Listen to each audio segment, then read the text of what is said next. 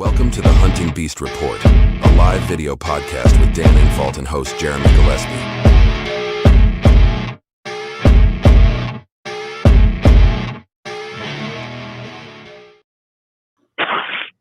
All right, today I'm joined by Dan Infalt and very special guest, Mr. Barry Wensel. Barry, how you doing tonight? I'm good. We're in the middle of a winter storm here, but so far so good. Yeah, you're coming through loud and clear, so everybody keep your fingers crossed the connection holds here. How much snow you got down there? Probably 10 inches today. Well, between like 3 inches last night and probably 6 or 7, the rest of today. And, but it's blowing. They said 25 mile an hour winds right now. And they're going up to, gusts to 40. So, there's a problem there, type of thing. And then it's supposed to get real cold and then calm down after and warm up. They said, I think it's Wednesday afternoon. They said potential rain, snow mix. So wonderful. But because I was raised in Vermont and lived in Montana for 30 years, and so I'm used to the weather and stuff, and it's kind of tough on equipment and especially since you get older and so forth. But anyway, you guys are still there, right? Aren't you originally from Minnesota? No. I was born in Pennsylvania, and then our folks, my brother and I, they moved. We lived. My dad used to work for National Cash Register Management and stuff, and we went to New York and Connecticut. I went to high school in Connecticut, and then Vermont. We lived in Vermont for quite a while. I went to college in Indiana, and then we went back to Vermont, and then moved to Montana in 1970. I don't remember, 71 or something like that. And I lived in Montana for almost 30 years. And then all the deer kept dying of VHD, and they would just start to come back, and then it hit again. And I said to Gene, I'm out of here, but, I'm getting too old for, when you're a trophy hunter. And in fact, this was in the 70s when we first started noticing, and basically in the late 80s and then 90s.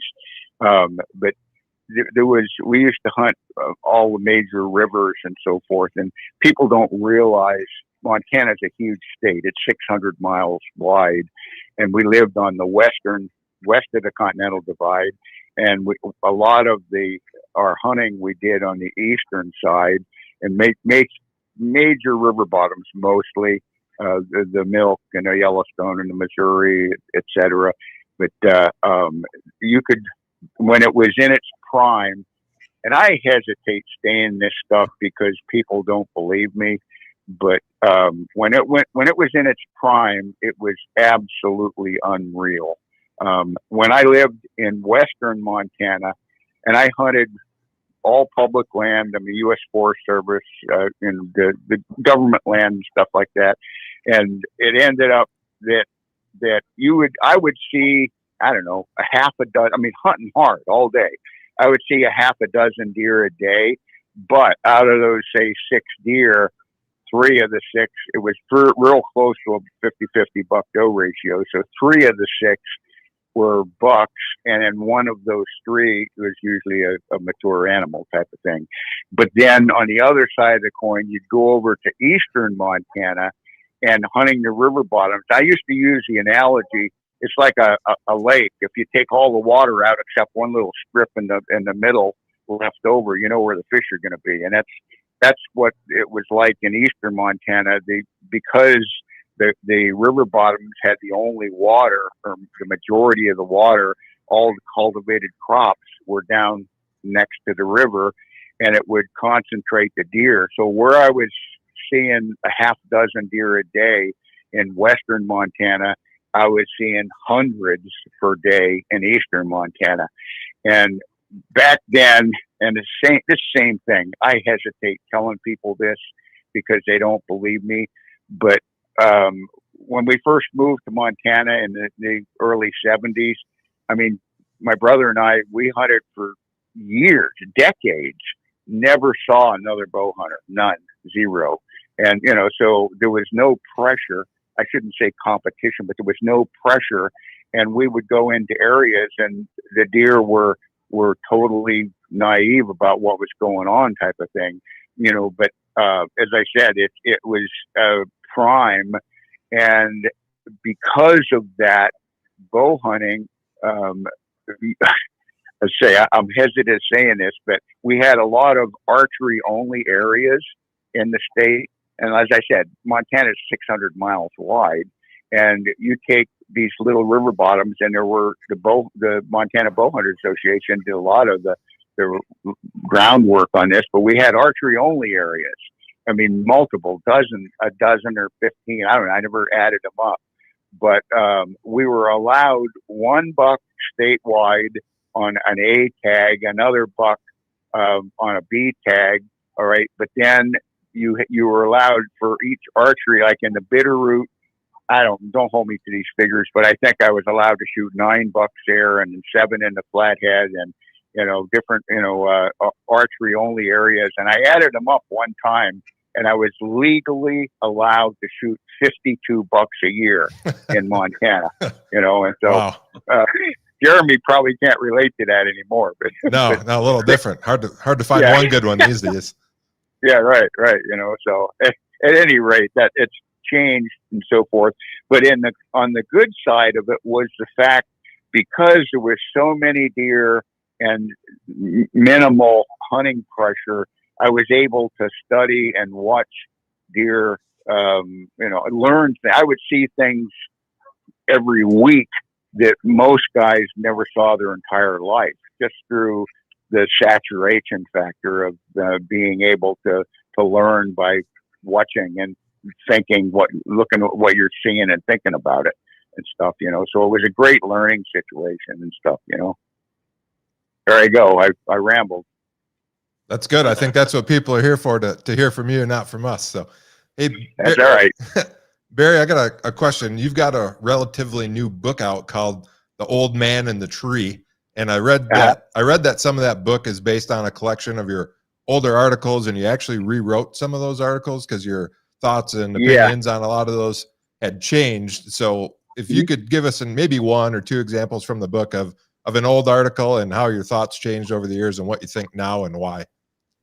Oh, just to pick one out, I would have to look at to give you the best examples and stuff. But basically here, I don't know, a year or 2 years ago or whatever it was, I came, well, first of all, let me say this. We had, before we moved, when we left Montana to go to Iowa, I rented the biggest truck U-Haul made and pulled a trailer behind it. And I rented 2, we sold our home in Montana. I brought 2, or I rented a truck and brought a truck and a trailer to Iowa with intentions of going back and getting the second truck. This is everything we owned was in 2 commercial storage units. And before I got back to Montana, the storage unit burnt to the ground. So I lost, 200 trophies and a dozen custom bows and, family heirlooms and stuff like that. Right. But as I said, a lot of stuff, if I can't find it anymore, I lost it in the fire.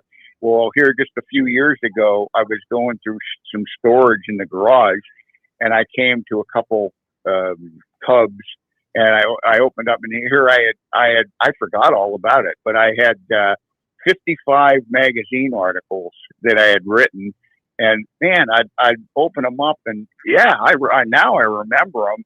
But it was interesting in the respect that I would look at my opinion, how it changed in 50 years type of thing.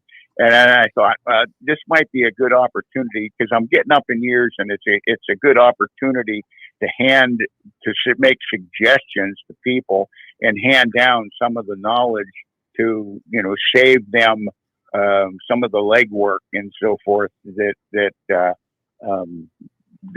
I went through and stuff, So again, I just, many things have changed, and it's somewhat embarrassing because, as I said, I'm an old guy, and it's one of those deals that the new up and comer, you guys, and hey, trust me, you guys are a breath of fresh air at the bottom of the ocean, because when my brother and I started doing this, it was all self-taught. It was theory that has since been proven fact. But for an example, my brother's first book, well, he came to me in the, I don't remember, the late 70s, 76, 77, somewhere in there. And he says, I think we ought to write a book, and I said, I'm not interested. I just, I don't want to become, quote, an authority. I said, I'll give you my input. If you want to write a book, I'll give you my input, and I'll just be in the background. I just want to hunt and do my own thing, which, by the way, was probably one of the biggest mistakes I ever made in my life, because he wrote the book, but about half of everything in that book was my theory as well as his type of thing. And when that book came out, I mean, you can read it. And the name of the book was, and now this is interesting. The name of the book was Bow Hunting, Rutting Whitetails. All right. And I said to him, after he ordered the first 1,000, and it sold like hotcakes. And I said to him, why did you title it, Bow Hunting, Rutting Whitetails? I said, we just bow hunt, but there's nothing in it about bow hunting. It's all about whitetail hunting. Yeah. So the next printing, he changed the title, and he changed it to, Hunting, Rutting Whitetails, which, increased his market substantially. But anyway, we had biologists. When that book came out, we had biologists calling, where'd you guys come up with this stuff? I mean, this is the missing pieces of a lot of puzzles, and, and I think you're right on and stuff like that. And that, as I said, then it was theory, and we're not biologists. We were just, giving our opinions and so forth. But the book was, I mean, it was a $10, I don't remember how many pages it was, but it sold for $10. And nowadays, you'll see them for sale once in a while on some of these book forums and stuff. And I've seen them $800 for a $10 book type of thing, And you read that now, and it would not impress you whatsoever, because it's all common knowledge.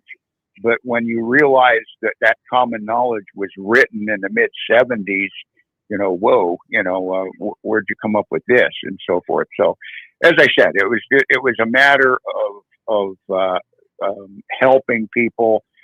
Then I got, he wrote the book, but like I say, one of the biggest mistakes of my life was, not co-authoring it with him, because he sold a ton of them.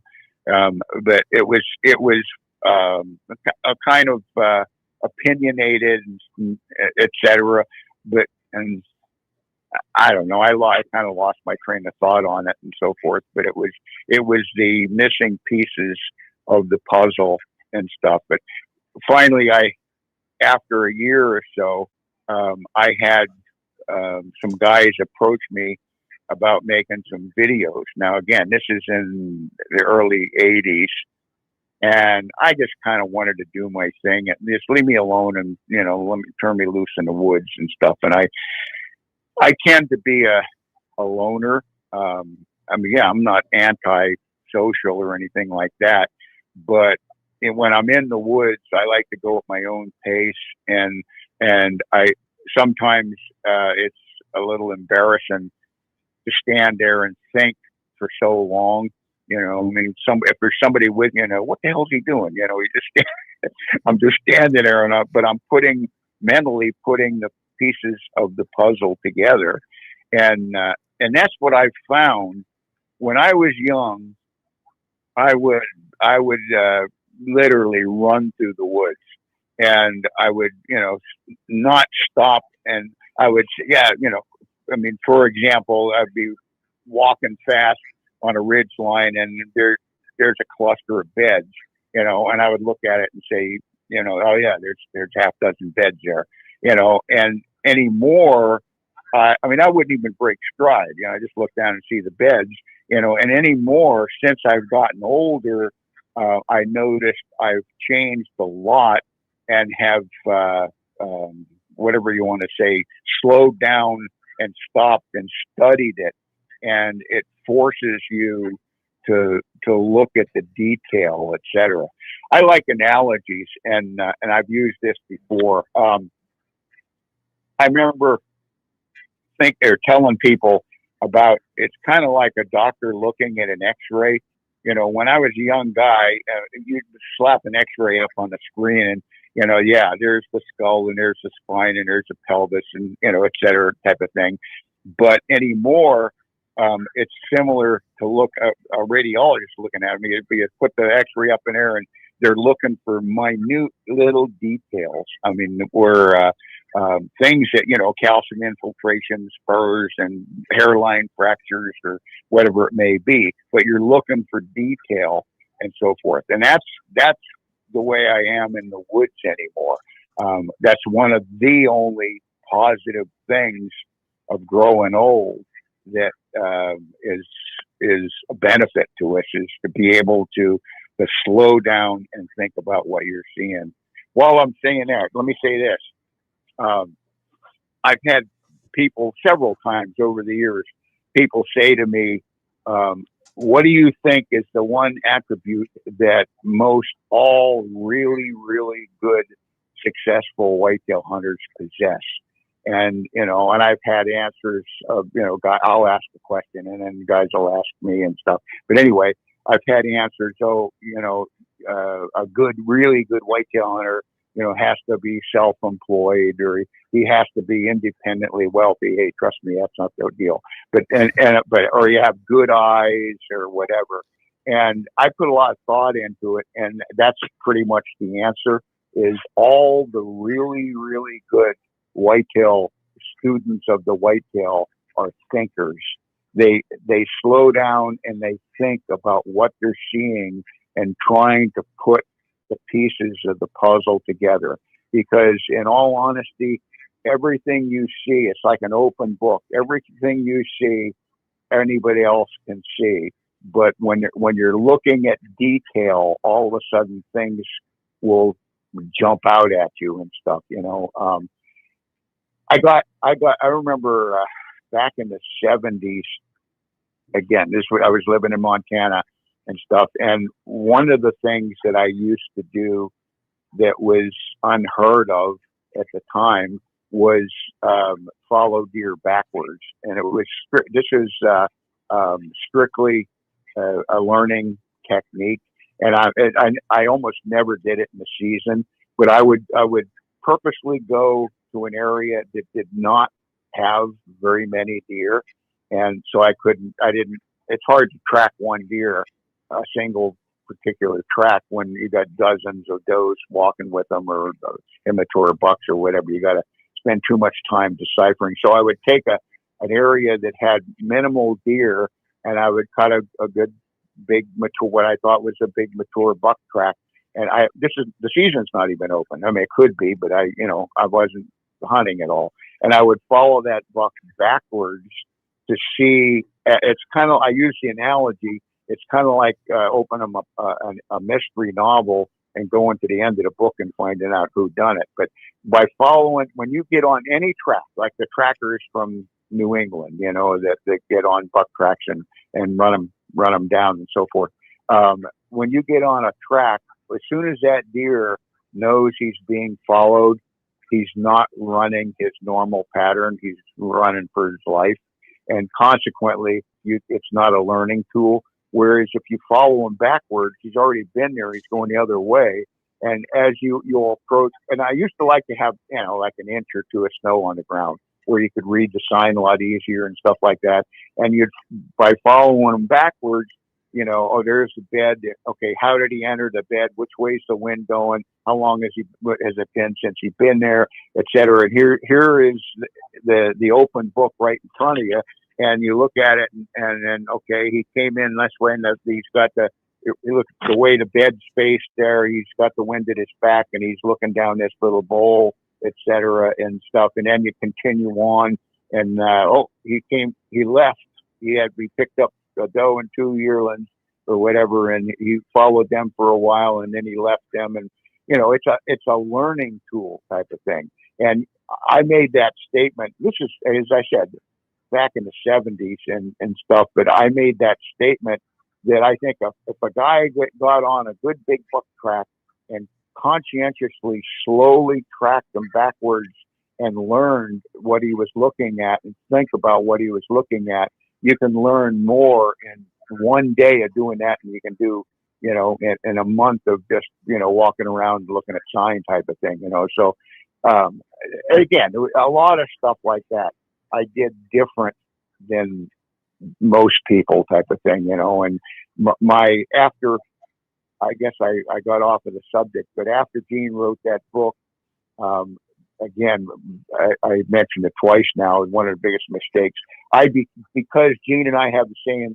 last name, and because we're both identical twins, I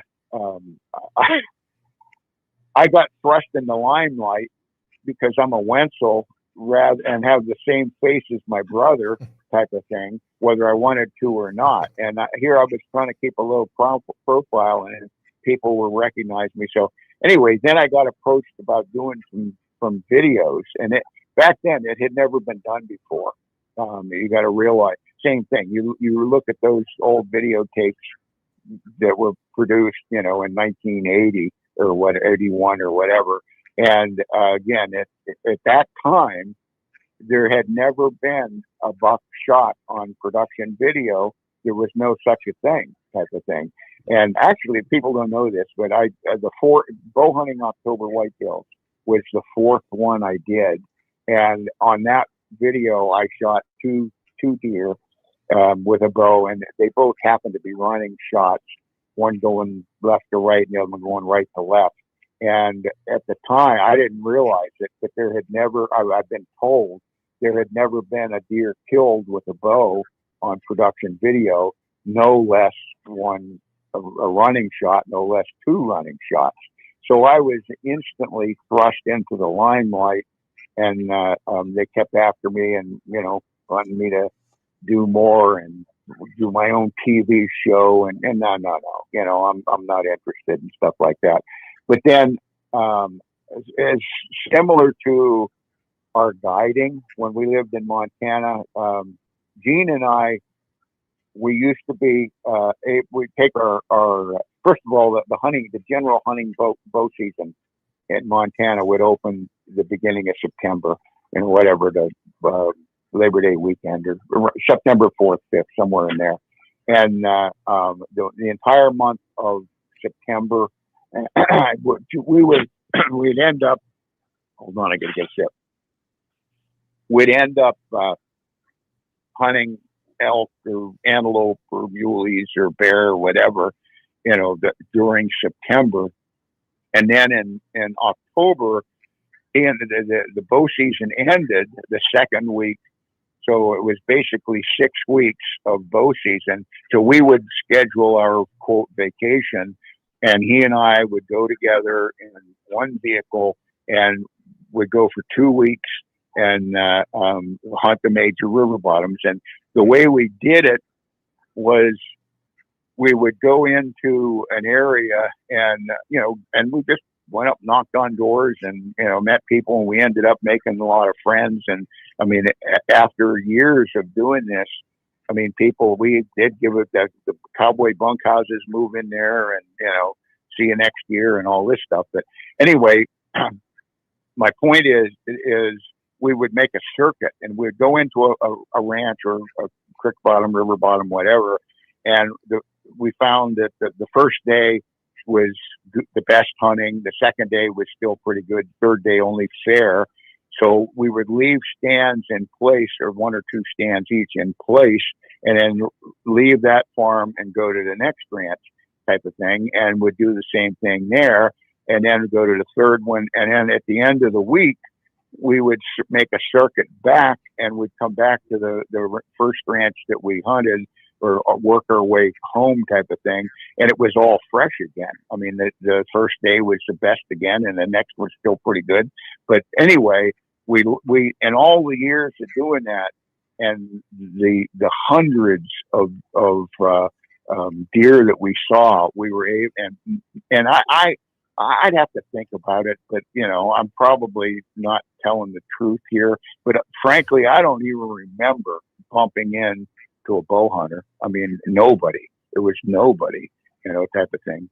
Anyway, one of the farms ranches that we used to hunt was on the Milk River, and the landowner was a bow hunter, and he approached. We were hunting his farm, his ranch, and anyway, after a few years, he approached us and said he wanted to make some money on it and stuff. Well, it ended up that it was a tragedy, because his brother got killed on the ranch, and it ended up that he had he couldn't hunt. The guy that was the avid bow hunter couldn't hunt. Anyway, he said that he wanted to start running some hunts, and he wanted us to become guides, outfitters, guides type of thing. Well, long story short, I said, I'll try. I said to Gene, I'm willing to try it, but I'm also selfish enough that I don't want to give up my entire bow season taking other guys out and not hunting myself and so forth. But it ended up, I tried it, and I lucked out. I say I lucked out. I got some really great guys, and it ended up that Gene and I would take 28 bow hunters a year. We hunted 7 weeks of the 11-week season. So we had 2 weeks on, a week off, 2 weeks on, a week off. So 7 weeks of the 11-week season, we would guide guys. And then after the season, or after the general season, we'd hunt ourselves and stuff. But I enjoyed it way more than I thought I was going to, especially when the clients that I was guiding were so appreciative. I mean, as I said, and this was when the Milk River was in its heyday, and you would literally, in our general format, you would literally see hundreds of deer a day, and that was our format. Would be, we'd stand hunt, we'd guide, and we didn't just say, follow the cat eyes down, there's a tree down there on the right. I would actually take them into the woods. They'd climb up in a tree stand, I'd hand them their bow, and would make a plan on when they wanted me to come get them, if they wanted to sit half a day, all day, or an hour or whatever, and I'd come and get them. But then in the afternoon, so in the morning and evening, we stand hunted, and then in the afternoon we would put on little pushes, and basically we'd put these guys in position, and Gene and I would not really. I can't really say it. Some people might have called it a deer drive, but we were nudging, and I'll get into that later if you want. But we would just disturb the bedded bucks, and they would. I mean, everybody. In fact, I used to say that when a new client would come in the night before his hunt, this is your hunt, but you're allowed one buck, shoot any buck you want. But I'm saying this, you've never seen anything like it. And if I were you, I mean, if a booner walks up and stands next to you broadside, looks the other way, absolutely shoot him. I said, but if I were you, I wouldn't shoot one the first day until you get a feel about what your potential is going to be and stuff, and because they would literally have hundreds of opportunities and so forth. But anyway, we did that for, I think it was 7 or 8 years. And it ended up, it was a lot more fun. And in fact, some of this stuff was, I don't know if it's fact or not, but I'm like the Outfitters Association, the guy, they were coming to us and I guess they were upset about it because, I mean, they were all begging, they were lying and cheating and stealing to get a hunter to sign on the bottom line, you know, to be one of their clients and stuff. And Gene and I were turning them away. We had more than we could handle, type of thing. And anyway, because it was such a unique situation, I think they told it, we averaged, I think it was 97 or 98% success on Pope and Young bucks, meaning almost everybody got a Pope and Young buck, and a couple booners too, by the way. But my point is that these guys, it was beyond their wildest dreams. But just like everything in this world, nothing's forever. And then we first started noticing it in the early 80s and stuff, the EHD hit. And I guess it was the late 80s, early 90s. I lose track of time, but it got really bad. And it was one year there in the mid 90s that it hit hard. And, you know, we went in, we talked to Fish and Game. There was a local Fish and Game office there, a regional Fish and Game office. We went in, talked to the biologist, and I was shocked in the respect that he was asking us questions, you know, that I was supposed to be asking him, type of thing. But basically, he said that EHD and blue tongue were two different things, and he said it's not sex specific, meaning you lose just as many does as you do bucks, and it's not any age category or anything. You'll lose just as many spike horns as booners, etc. Well, that fall, and it hit beginning of September. And as I said, don't hold me to the quotes, but if it was like 60 or 70, Gene and I found was either 50 or 70 dead 4x4s, you know, that died of VHD. And I think there was one spike and one 2x1 or something, and two does. And I mean, and the rest were all beautiful, up and coming, you know, mature or fully mature 4x4s and stuff. And it would entirely wiped out the age structure, meaning that it was not sex specific 50. It was sure as hell wasn't 50-50, because it was whatever it was, you know, 50 to 4 or 2 or whatever it was, you know, and they were all mature bucks. Anyway, our suggestion was to shut down, to the rancher, was to shut down the hunting, stop hunting it for, you know, a couple years, and he didn't want to do that. And anyway, so we did talk him into cutting the numbers a little bit, but they started to come back, and frankly, it was they were coming back pretty good. I mean, in other words, we'd hunt elsewhere that did not have the die-offs, and it was okay, type of thing. But then they would come back, and they would just start to get, you know, you'd start to see some big ones again, and all of a sudden the EHD would hit again. And you know, and that's when I said to Gene, "I'm out of here," you know, type of thing. I'm getting too old, you know, to waste my entire season. So I had, in fact, a lot of people don't know this. I mean, Gene was thinking of moving to Kansas, and I was thinking of moving to Iowa. And as it ended up, Gene's in-laws were from Indiana, and he happened to be going across Iowa and found a place that he really liked and stuff. And he ended up moving there. And then I moved to Iowa, I don't know, a few months, different, I don't know, 20 miles away from where he was, et cetera. But anyway, I lived in Van Buren County, Iowa for 11 years. And now I've been over here. I'm in Decatur County now. And I hunt all over. I got like 5 different farms that I hunt. And everybody said, oh, man. In fact, I got a flame letter yesterday. Some guy said, you know, why don't you try, you know, hunting public land, you know, instead of hunting in a cage.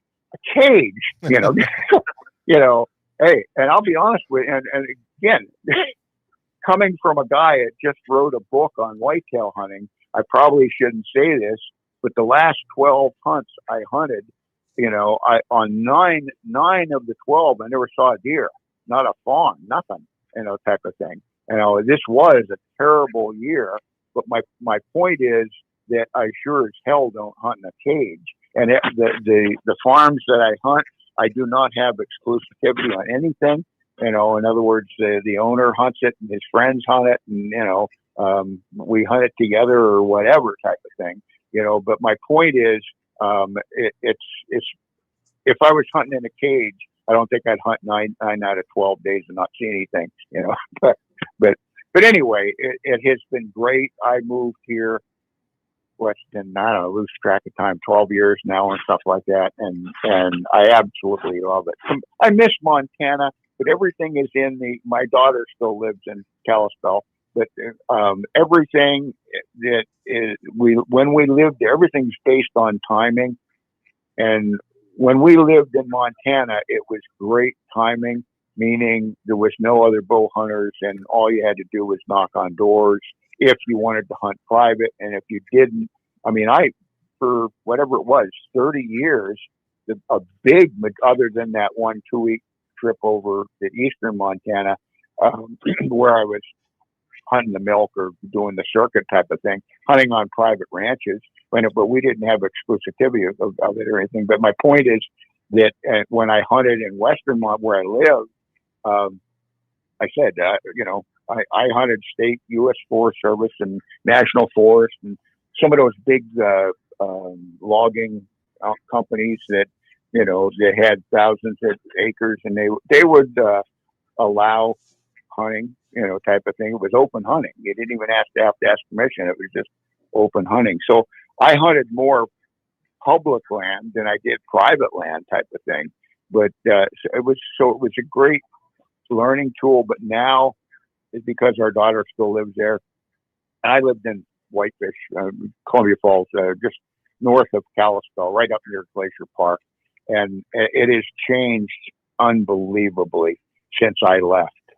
We moved from there in 1999. And areas that I used to hunt is now a trailer park type of thing, So again, it's changed drastically, and as well as a lot more hunters and the deer. I've always said one of the biggest secrets of successful white hunting fully mature bucks is hunting undisturbed animals, and I admire you guys, Dan, especially because the fact that where you're hunting is public land and you have no control over. In other words, you can study it and plan it and scheme and I know what I'm going to do, and you do it. And you walk in and there's a guy sitting in the tree next to you, type of thing, And I just don't have the patience for that. Because Wait a minute, I lost you. I can hardly hear you. What? I said it used to be that we hunted public land because we had to, but now these young people are making it out like it's some sort of rite of passage or something. Where yeah. Sure. Sure. And I get a kick out of the disrespect you're talking about a little while ago. Based on who you are, how can anybody even make any comment like that? They obviously don't know your history. But I get the same stuff. Yeah. A lot of people nowadays are just disrespectful. A lot of the young people to the people that paved the way. When I grew up, I'm 57. So when you were doing a lot of great things, I was a kid. And there wasn't, that's what I'm getting at. I want the listeners to realize that things have changed drastically. Right. And they call me an old man, And oh yeah. One thing I want to do though, before you get too far, is I want Jeremy to give away one of your books. I want everybody to know that I offered you and wanted you to take some money for coming on here because I appreciate it so much, and you wouldn't take it from me. Thank you. But I would like to give one of your books to one of the live viewers tonight, and I'll leave it to Jeremy to figure out how to do that. But I will buy one and send it to him. No, again, that's the whole idea behind it. I'm wanting to share some of this stuff over the years that I've learned, and it's going to vary from area to area. In other words, little tips that I have in there, might not be relevant in where you hunt, but they are where the next guy reading it, happens to hunt and stuff. And again, everybody, especially, and I hate to say it, especially the young guys, are looking for the big magic secret, and, hey, I paid my dues, and they get up nose to nose with you and, tell me what's the secret, Well, frankly, there is no secret, or if there is a secret, it's time, boots on the ground, and time in the field, and slow down and think about what you're looking at and stuff, and try to hunt, undisturbed animals that might be doing some little kink in their daily activities that you can take advantage of. I mean, as I said, the way they move, from point A, and it depends on the terrain, the density, the time of year, the canopy, the rut, the crop rotations, the hunting pressure, dealing with guys will say to me, how do you deal with the squirrel hunters and the bird watchers and the hikers, and, well, I don't really hunt in areas where, I have to deal with that. And I purpose, that's what I'm doing. I'm trying to get away from them and so forth, so, and it's tough, but I do these seminars and sport shows and stuff all over the United States and stuff. And you can look, for example, I think it goes back and forth between Michigan and Pennsylvania, who has the most. One year Pennsylvania will have more hunters, and next year Michigan will. Goes back and forth. But again, I driving through, especially northern end of Pennsylvania, west to east or east to west. There's huge mountains there, and knowing human nature, you can't make me believe that those mountains, there are guys that are hunting everywhere on those mountains and stuff, and knowing what whitetails are, their nature, and how sharp they are. Yes, they got a million other hunters and stuff, but if you work at it and luck out, you'll, I think, be able to find some quality hunting anywhere you go, type of thing, and it's just a matter of putting up, I keep saying, hunt your plan and plan your hunt, type of thing, so but anyway, I think I got away from the question. I'm sorry, I got away from the question. Dan, Still there, right? Oh yeah, Dan, you got any questions for Barry? I got a few more, but I'll turn it over to you for a minute.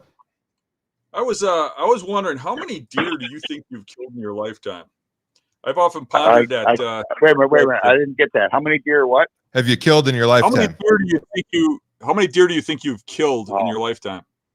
I don't know. I mean, again, when I was young, like I say, I had a wad of tags, and I had a lot of people. I had a list at home of people who wanted venison, and I would try to trophy hunt, but then I would kill, does and stuff for management purposes and stuff. And in fact, it's sad for you to ask that question, because I could have told you.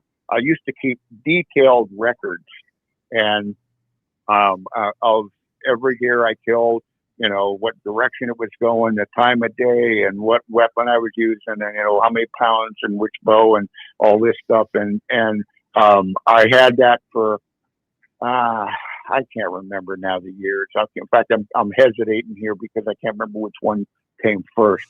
But I had one set of logs that we went to Texas and went on a hog hunt for 6 weeks. We were running barrel hog hunts on the King Ranch and stuff, and I was gone for 6 weeks. I came back to Montana unbeknownst to me, and I had my neighbor put a basketball court in, and the cement truck ran over, broke the line. My basement was flooded, and I lost all those records where they just, they disintegrated. And then I started keeping them again, and I kept them for another, whatever it was, 10 or 15 years. And we had the fire, and I lost them all again and stuff. So I don't know. For some reason, I used to like the bear hunt. And, it's basically in the spring. I shot several of them in the fall and stuff too, and the huckleberries and stuff. So there's right there. There's a point. Something that you asked earlier. something that you learn you didn't know, or you thought you knew and you didn't.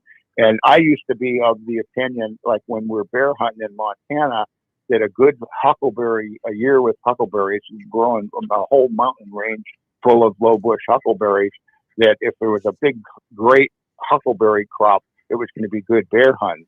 And it was not. It was the other way around. A bad year of huckleberries, constant. In other words, there'd be just one little bowl of whatever, 500 yards wide, and that little bowl was lush with huckleberries, but then there's no more for miles around. So basically it would concentrate the bear and stuff, and you would get much better bear hunting in the huckleberries on a bad huckleberry year than you would a good and stuff. But at any rate, I did, for some reason, I kept track. I've killed 44 bear with a bow, and that over the years and stuff. But that was all over the United States. I've, again, walking logging roads and dandelions and the clover patches and the apple orchards and Canada, and all the way from Maine to Montana and up into Canada and stuff like that. But as far as the whitetails, I don't know. I mean, I never kept track, but I'm gonna. I don't know. I'm not even gonna guess, but a lot. Put it that way. But just again, I don't anymore. And here's another thing that just to prove, or my point on how we change and how our thinking, and like where you guys are. How old are you, Jeremy? I'm 40. Okay, yeah. Hey man, I used to be 40.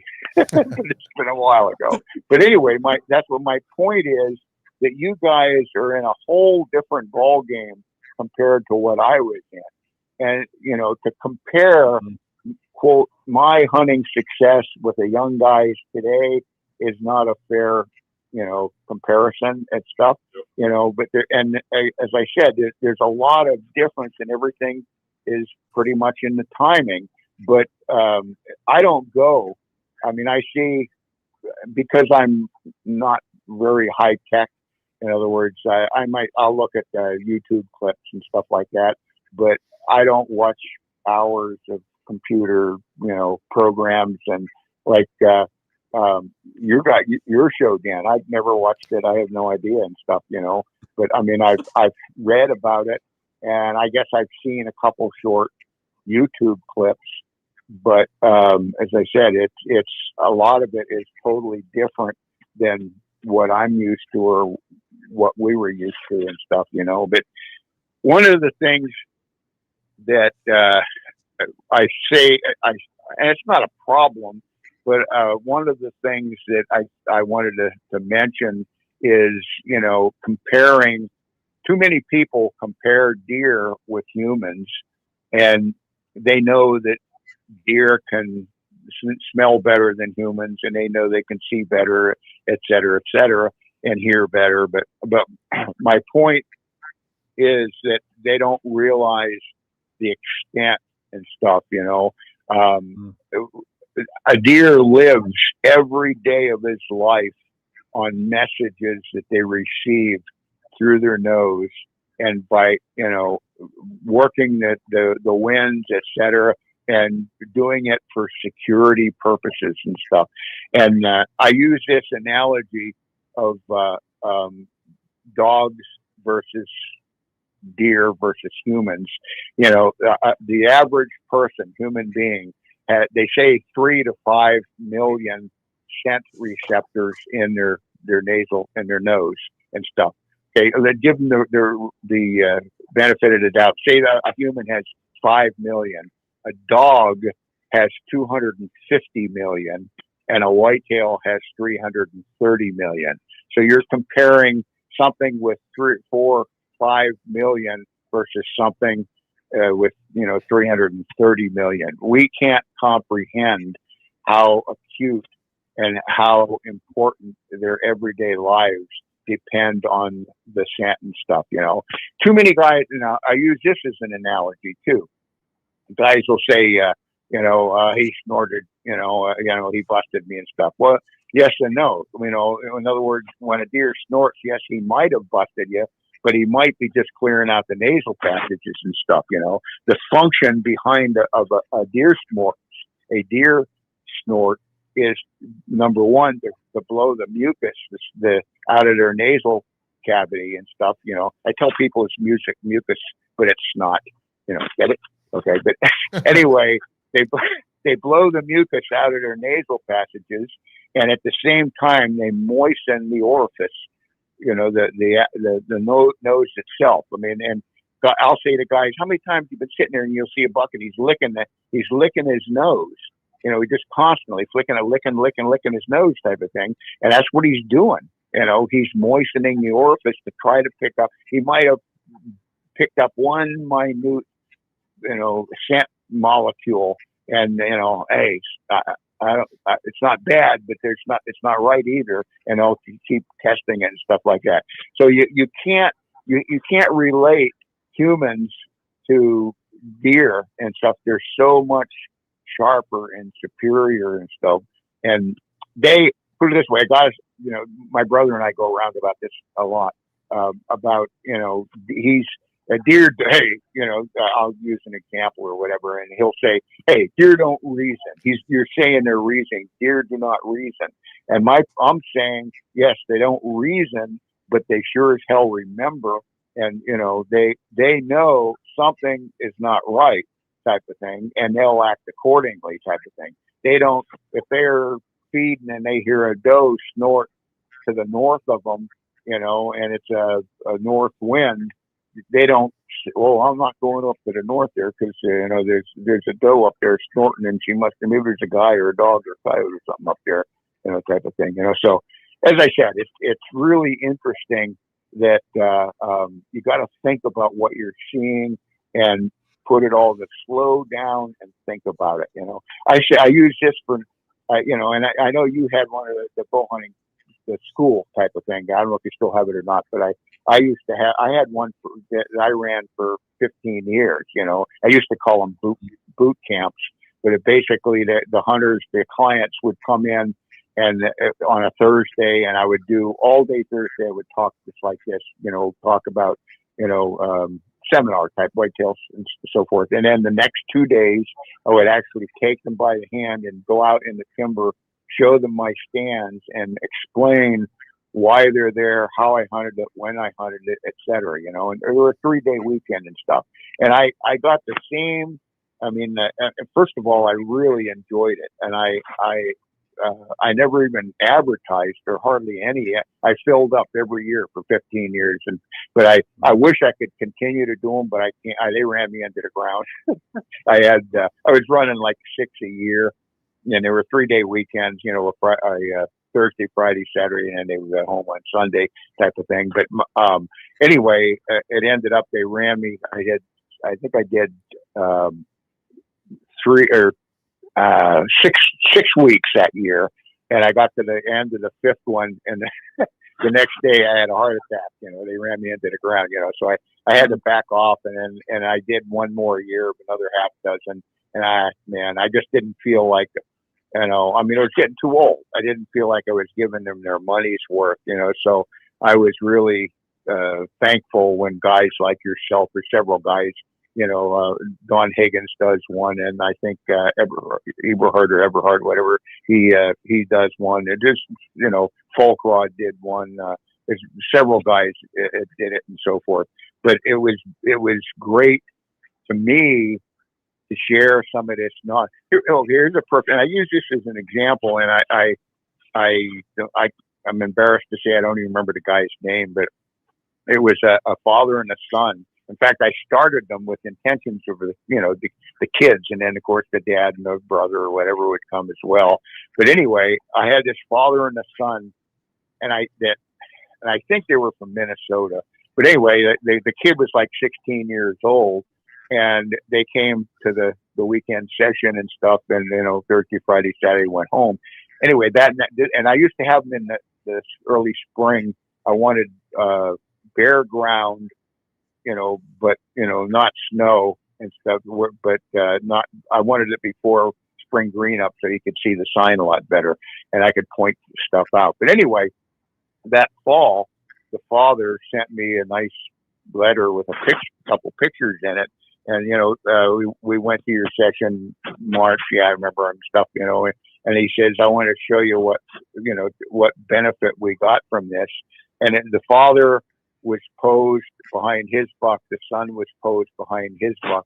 And he said, I own, and it wasn't much, I don't remember, but 60 acres or 65 acres or something like that. And he said, I've lived near it, hunted it my entire life. And he said, both myself and my son shot our bucks out of the same tree a week apart or whatever. And he says, I walked past that tree for 45 years or whatever it was. And he said, it never even dawned on me to put a tree stand in that tree until something that you said. And I don't know what I said, but, you know, I kind of like to know what I said. But anyway, something I said flipped the switch. And they put the tree stand. Anyway, the fathers made Boone, and the kids was, I don't remember, 167 or something like that. One of them made Boone, and the other one was knocking on the door out of the same tree, you know, and that they'd walked by for 45 years, you know. So, as I said, sharing information like that is great in order to hand the torch down. That was the main reason I wrote this last book. And by the way, the title of the book is The Old Man and the Tree, which it's a play on words of Ernest Hemingway's. This is a funny story too.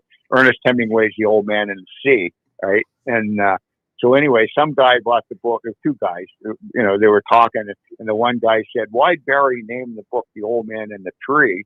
And the other guy says, the older guy says, he said, that's just a play on words, you know, of Ernest Hemingway's The Old Man and the Sea. And the young guy says, Ernest who? You know, so, I mean, it makes you feel old, you know, they didn't have a clue. This young guy didn't have a clue who Ernest Hemingway was and stuff. But anyway, I basically wrote that to share some of the secrets. And my mode of thinking is I tend to plant a seed and, you know, or light a spark or whatever and fan it a little bit and then step back and let them think about it and go from there with intentions of them sharing that knowledge so that they can, you know, hand it down and stuff, you know. I'm a little depressed anymore. I mean, this day and age, and it's our fault. I mean, and that's what, not our, I mean, per se, but what I'm saying, our generation, the young kids, you know, these days are being taught that they think the best way to shoot a big buck is to sit in the shooting house over a food plot, you know, and they'll sit there and play their Game Boy or whatever they call them, and you know,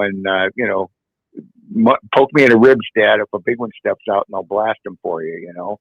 And there's no woodsmanship, and I want the guys like yourselves and the adults to go in the woods and study and think about what you're seeing, and then take the kids when it's fairly decent weather, not too hot, not too buggy, and not too much snow, but take them and point things out, you know. And I use this analogy. It's, you know, in other words, just say you see there's a hill, or whatever, a 45-degree angle hill. Not 45, but a 30-degree, whatever. But anyway, a hill going up, and there's a rub on the side of that hill, and the sapling that's been rubbed is rubbed on the downhill side of the sapling and stuff. And you say to the kid, now, look at this little rub here, knowing that deer tend that thermal currents tend to, in the day, the warm air is rising and the deer tend to bed up near the top of the mountain.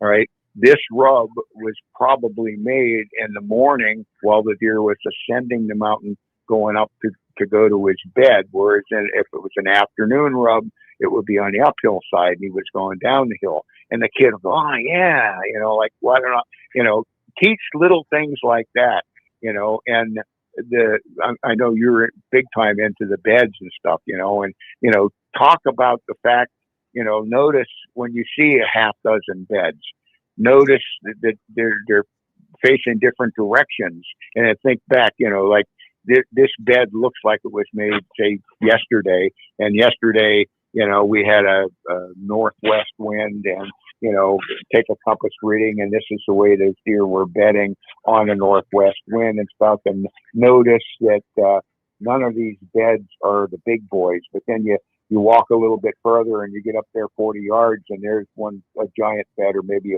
it's pretty obviously a buck bed and so forth. Then I'll point that out. I'll say that's another thing that the kids love. I'll say, the fact that on snow, and a lot of people know this, but the kids don't normally, but on snow, when a deer stands up from a bed, one of the first things they do is void the bladder. All right. So you can look at the yellow snow, and if it anatomically, if it's a doe, the yellow snow is going to be right on the periphery of the bed line and stuff like that, because anatomically that's where they're built. And so it's just like the drip line of a tree. Whereas the buck, when he stands up, the physiology or anatomy of the buck, he'll pee more right in the center of the bed.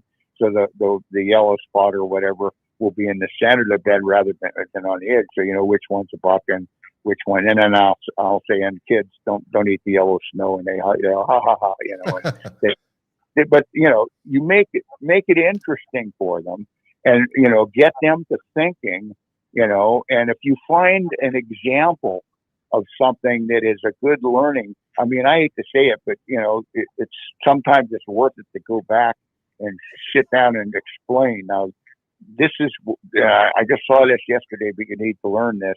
This is the way it happens and stuff like that. I was.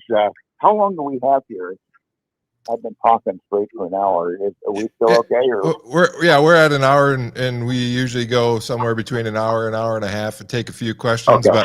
But Okay. we can go longer today, Barry. There's a lot of people that are excited to see you on here. So yeah, I was. This is another one that I like to share because nobody knows about it and so forth. I love to bring up examples and stuff. But okay, first of all, see, my mind just went to another one.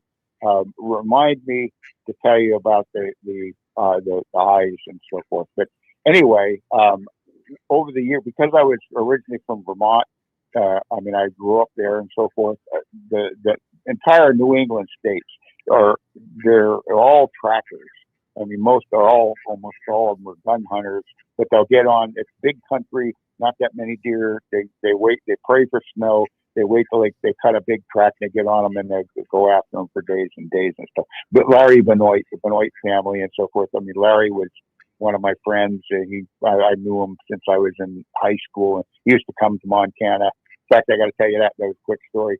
He 1 year when we first moved to Montana, early 70s, I get the telephone call, and he says, Barry, Larry, he says, I'm down at the Conoco station, and he is in northwestern Montana, he and his wife. So I invited him over, and oh, by the way, yeah, I'm in northwestern Montana, and I said, what are you doing out here? And he says, I have a brother that lives in Las Vegas, and he says, I figured as long as we were this close, we'd run up and see you.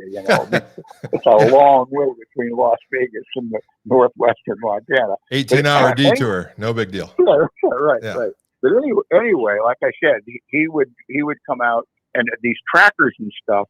And I would say stuff to him that, this was whatever you want to say, the godfather of tracking, and multiple books written about the guy, and the legend type of thing. And anyway, I would say to him, now, okay, say you're on a track and you're tracking this buck, and all of a sudden a doe, he gets on a doe, and he's been following this doe, and you jump him, and the buck goes left and the doe goes right, where do you go? And he would, I caught him. He said, I'm hunting the buck. I'm going to go for the buck, And I said, I don't. I said, I go for the doe, because knowing it's they're chasing, or he's following her, etc.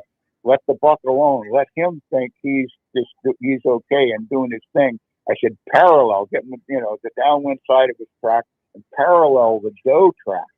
Get ahead of him, and because 15 minutes later, here he's going to come looking for that doe that you just, split him from and stuff, But Anyway, yeah, I got off on another tangent there, but I wanted to mention to you about the eyes.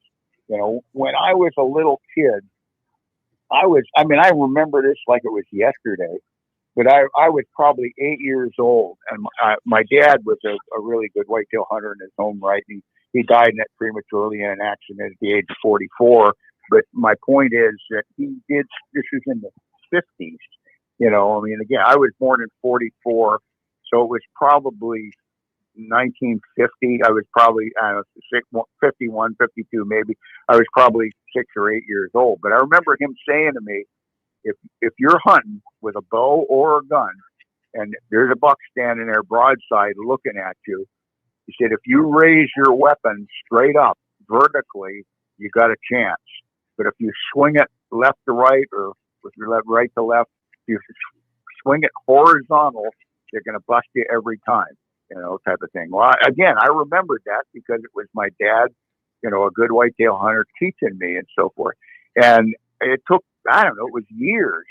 And a lot of this stuff, you put in the back burner, and there's stuff like that I used to do and learn and try and research and stuff like that, it was unheard of type of thing. But anyway, I don't know, not that 10 years ago or whenever it's been, I don't remember, I started researching that. And again, you got to realize this is a guy in the 50s. The only knowledgeable literature that was around was the big three: outdoor life, field and stream, and sports afield. And those, most of the articles there were about, you know, Joe and his dad or his grandpa shooting a buck behind the barn or something, or there were, you know, hidden commercials for some outfitter or whatever. But anyway, my point is there was not any literature research. People didn't even, you know, the scrapes, so you had their rub spots on the ground type of thing, and they didn't have the concept of what scrapes were, et cetera, you know. But anyway, I started researching it, and it's absolutely, he was absolutely right. And according to the biologist, it's because of the rods and cones in a deer's eye. The rods detect motion and light sensitivity, and the cones detect color and high resolution. And you think about it, a deer is a prey animal. All the predators come at them horizontally. In other words, a deer is standing there, and a wolf, a coyote, a bobcat, a mountain lion, a human, dog, feral dog, everything comes at him horizontally. And that's why his eye will pick that up, type of thing, that amount of movement. So when you can use this to your advantage on hunting, I kind of expanded on this in the respect that when I'm on a stand and I'm looking, all right, and you think back on this, and you'll see that I'm right. One of the only animals you ever see when it is a wolf or coyote running away from you, they'll look back over their back at you running as they're running away, a predator type of thing. A deer, when a deer steps out into the field and he's scanning his eyes left to right type of thing, all right, they don't fluidly turn their heads. And you can test, and the kids like this one too, because in other words, you can look at the room, and when you rotate your head from left to right, the background, the room is going right to left. So it's the opposite way. So when you're in a stand, or if you're tracking and you top up a little ridge and you look over, you don't scan your eyeballs left to right or right to left. You look in increments, just like a deer does, type of thing. When a deer's standing in the field and a truck goes down the road, type of thing, 200 yards away, and it's a steady pace and he's not going to stop or anything like that, they don't fluidly follow that truck, you know, in their eyesight. They'll look at it, and then then they'll move their head a little bit if it's going left or right. They'll move their head a little bit to the right, look at it, and a little bit to the right, look at it, you know, in segments and so forth.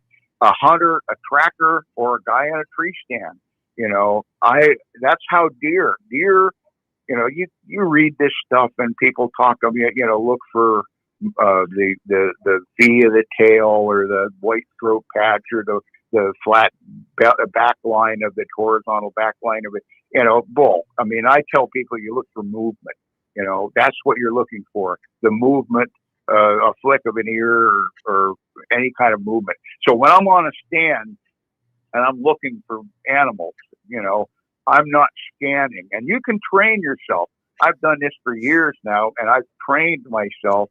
That's how I look when I'm in a stand. I'll quote unquote scan, but I'll look in segments. And I usually, from left to right, I divide it in 5 or 6 segments and stuff, and depending on what you can see as far as the terrain and the density and stuff like that. But I'll look for movement, then I'll turn my head a segment, look for movement, turn my head a segment, and then come back the other direction and stuff. And your eye will pick up movement. Like I said, all these people are saying, look for the belly and the white throat patch. You look for I almost said bullshit. Okay. Anyway, you look for the movement of that animal and stuff. And that's what the deer do. When I've used this analogy many times, where you're in a stand. And I remember this one guy I was guiding, and he said, this little buck came up and he bedded down right over there, 25 yards. And he says, I drew on him 4 times before he busted me.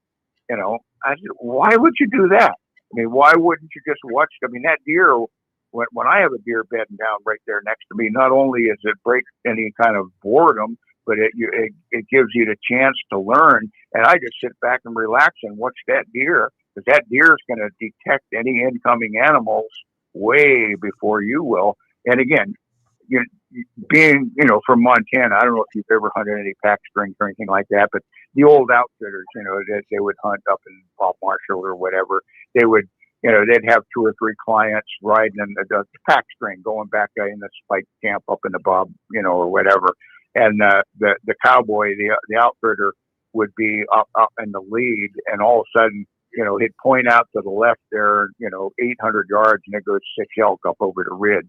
And the hunters are all impressed and stuff, where in reality, that cowboy, he's not even looking for elk. He just watches the back of the head of his horse, and all of a sudden the horse will turn to the left and, do one of those, and, look over there, and there goes the 6 elk over there. So they should be giving the horse a tip instead of the cowboy and stuff, But anyway, little things like that you can share, how to adapt, to different situations. And there's a lot that has changed over the years, and that, and stuff that has been lost. So again, I really like people to, whatever you want to say, to share. If you learn something, share it with a younger guy, a couple of them or whatever, so get them out in the woods and get them to thinking about what they see and putting 2 and 2 together and realizing that most everything that's done in the timber is done by whitetail is done for a reason. And otherwise, that's why they are such a great, game animal. And we've been so blessed to be able to learn from them and hunt them our whole lives and stuff, So anyway, I'll shut up for a while. Well, Barry, we're going to take some questions. One of the first and probably easiest to answer question. A lot of people are asking about the book. If they're not the lucky person to win it, where can they pick your book up at? You got a website or Amazon? Where you got that for sale at? Yeah, you can get it on Amazon, etc. But if you get it through them, you don't get it signed or anything. And most people want me to sign them and stuff. So basically, I just tell them to first of all, the book is $40 plus the $5 postage. It's $45 for the book, and it's a little over 300 pages and 29 chapters and stuff. Some guy, I just recently, I've had guys say to me words to the effect of, I've already read it 3 times and I picked up something different each time. Well, that's great and stuff like that. But my point is that the best way to do it, drop me a mail, an email, or U.S. Post a letter or whatever, and it just my email is it's really easy, Barry Wensel @hotmail.com. But if they want a copy, just to drop a check for the total of $45 into an envelope, and make sure if you want it, if it's got a gift or something you wanted it signs, anybody particular, add that, etc. But send me a check for $45 and it's Barry Wensel at Post Office Box 155, and it's Lineville. The town is it's right on the state line, so it's Lineville, Lineville, Iowa 50147. As I said, once she gets the order, I'll fill it right out and sign the book, and then mail it back to you as soon as possible and stuff. In fact, tomorrow is probably the first day I've missed going to the post office since in October. In fact, that's what happened on this book. I've between us, this was probably, in my situation, the worst hunting season I've ever been through in my life. Because to show, I guess I'm maybe a little bit selfish, but the book was done, and I had no intentions of bringing it out, making it public until December 1st, so I could hunt the entire month of November. And somehow somebody leaked it on Facebook on October 1st, and they opened the floodgates, and I've been getting hammered with order, which is great, but I was unable to hunt, and I bet I didn't hunt 10% of what I normally do and stuff, and again, which is fine, but I'm getting too old to be able to miss entire season or 90% of the entire seasons, but at any rate, everybody varies, as far as the structure of, the terrain that they hunt and hunting pressure and stuff like that. And as I said, this book is more on how to, that the last one, in fact, that we don't even have, my brother had several books, and the Mitten brothers, same thing. And we made videos I did for 40 years or whatever. And we used to have a webpage, brothersofthebow.com webpage, but it's no longer in because everything's out of print, until I've got the new DVD set, which is called, Out and About. Okay, that's a 2-disc set, and it's 4 hours long. Same thing. It's $40 for 4 hours. And I tell people, you need to bring a 6-pack and a pizza if you're going to watch it and stuff, But again, that most of my other videos over the years have been more entertainment, and with they had some educational stuff. Whereas the Out and About series, it's a 2-volume set, and it's more how to, and it's easier to explain. In other words, if I try to verbally explain it to you, it's hard, to picture maybe what I'm saying. Whereas when you're looking at it, you can see it and you go, oh yeah, now I get it. Why didn't I think of that type of thing? So there's a lot of tips and ways I hunt that might be a little different. So it's more how to rather than educational and stuff. But anyway, that's Out and About. And then, in fact, I still have, I didn't even get, I mentioned that fire, as I said, years ago, that was in 99. People don't know this. I started filming my own hunts, filming myself and my own hunts when I was still in high school, and I'm 79, I'm pushing 80 now, type of thing. And I had hundreds and hundreds of hours. In fact, we had the fire, and I thought I'd lost it all. And here, just a few years ago, I discovered again a tub, and I had 700 hours of raw footage that I'd filmed from high school through that year, 5-6 years ago, whatever. And when you think of that, 700 hours, that means if you start watching that raw footage on Monday through Friday, 9 to 5, a regular work week, and and you start it in January 1st, and middle of March, you're still not done, just looking at the raw footage. So I ended up, I edited it down to, it's like 4 hours. And it's very entertaining. It has, like me when I was just out of high school, and me, shooting different deer and running shots, and bear hunting and javelina and hog hunting and bow fishing and all kinds of different hunts that I'd been on. And in fact, I never even put any footage in there from Africa. I mean, I used to run hunts in Zimbabwe. Well, I ran the ones in Zimbabwe and Dean ran the ones in South Africa.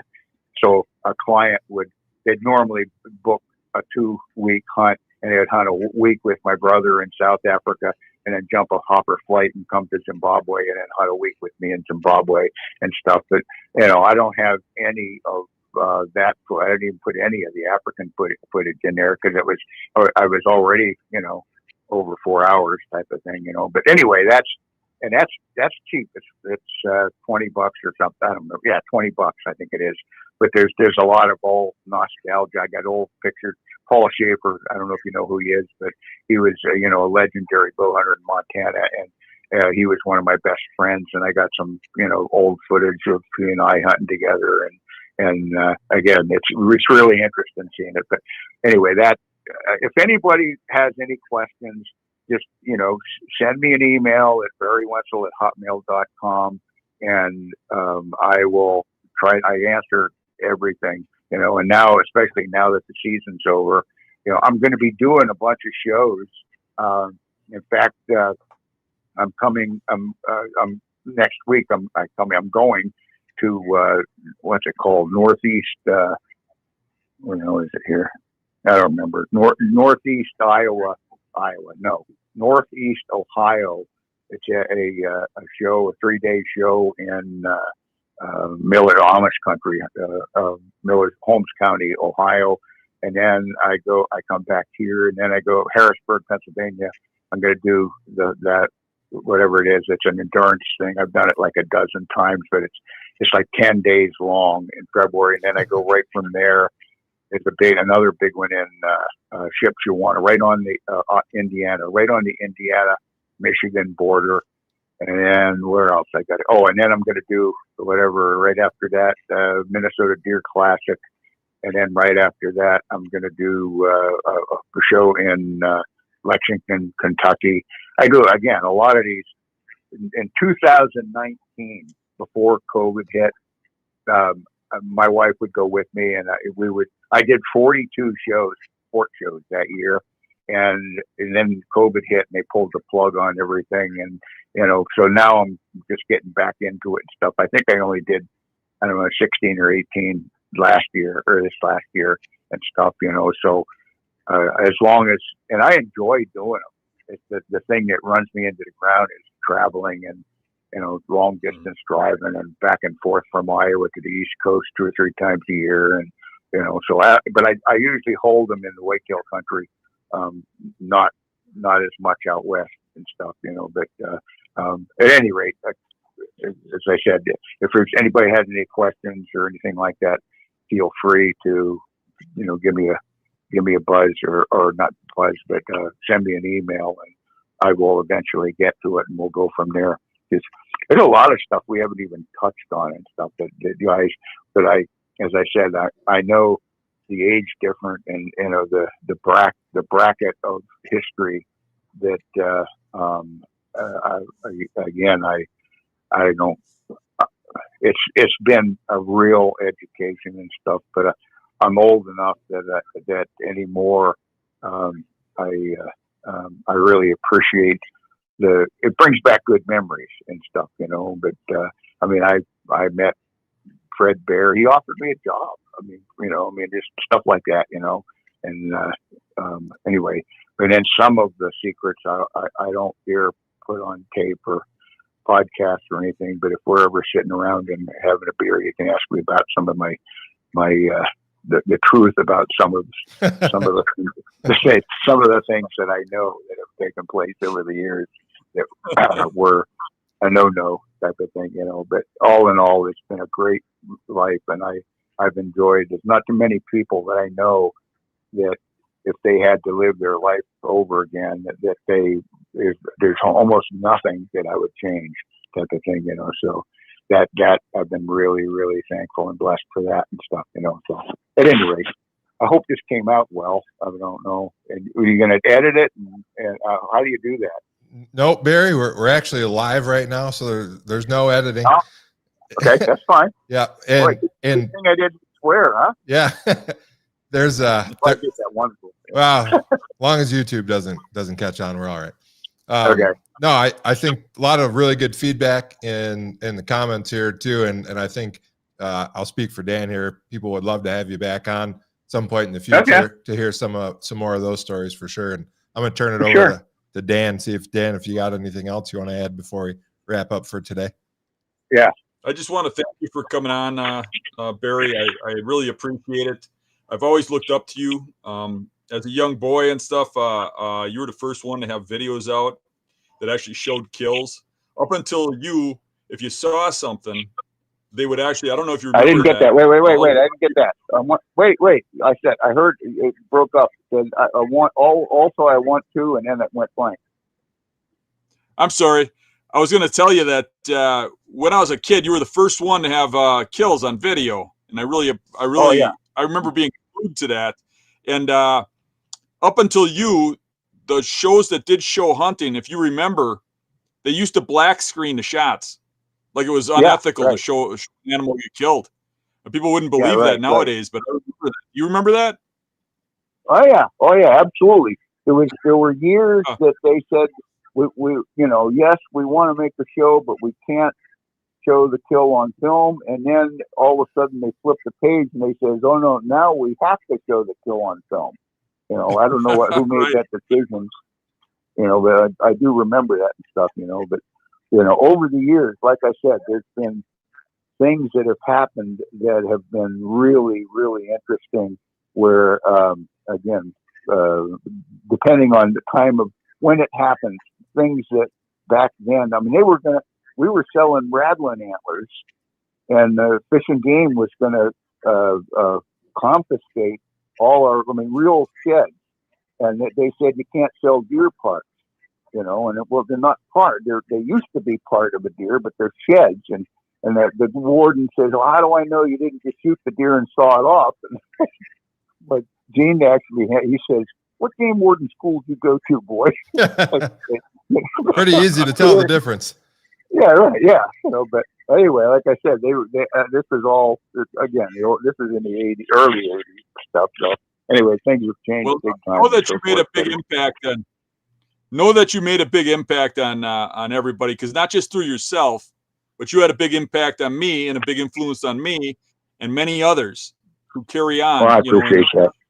And, well, I'm very proud of that, and I do appreciate guys mentioning that, because again, there was a lot of work and a lot of heartache and stuff there. I should have been spending time with my family, but no, I needed one more week to finish a production or whatever, and they would graciously step aside and let me finish and stuff. So I'm glad that it's all worked out and so forth, but it was worth it and stuff, so I just we all, us old guys all appreciate getting feedback from guys like yourself saying, if you hadn't have done this, I would have changed my profession, and you've changed my whole life, et cetera, and how I hunt whitetails and et cetera. So that's great and stuff, so anyway, so I thank you.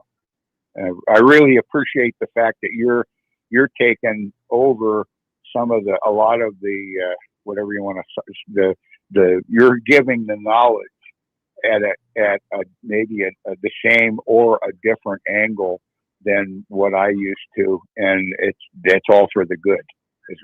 I'm glad to see that and stuff. So keep up what you're doing, man. Thank you. All right, Barry, there's a lot of people that would like to see a part 2, so we'll offline maybe when it's convenient for you. And if you'd come back, we'd love to have you back. And a lot of people echoed what Dan said, that you've been a huge impact on them and inspiration. A lot of people talking about the old videos, so there's a huge appreciation for what you've done and the groundwork that you laid. And thanks for joining us today. We sincerely appreciate it. How do I look at this? In other words, what do I do? I mean, if I want to see this or not, listen to it, I should say, do I just go to the hunting feed? Barry, I'll send it to you. I'll send you a link. Yeah, we'll send you I'll one. email it to you. Okay. All right. Been great talking to you, and I appreciate it. And wish everyone. I guess it's still okay to say Happy New Year, but keep after them and hunt safe. And we'll see you down the road, maybe. Thank you. All right. Thanks again, Thank Barry. you. Bye. Bye.